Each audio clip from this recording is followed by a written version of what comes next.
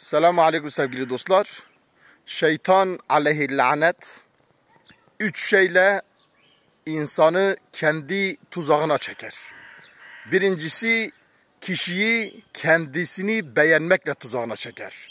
Kişi kendini beğenir, kibirlenir, gururlanır, kendini bir şey zanneder.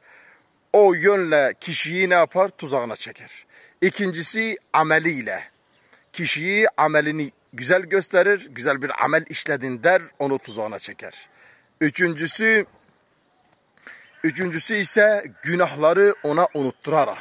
Kişi günahlarını unutur, Allah'a karşı tövbesini tam yapmaz ya da yaptığı hatayı bir daha işler, unuttuğu için, o günahı şeytan ona unutturduğu için, böylelikle şeytan bu 3 tuzakla mümini kendi tuzağına çeker ve mümini kandırmaya çalışır. Allahu Teala Celle Celaluhu şeytanın şerrinden, şeytanın tuzağından, kibirlenmekten, gururlanmaktan, ameline güvenmekten ve de günahların unutanlardan bizi muhafaza eylesin.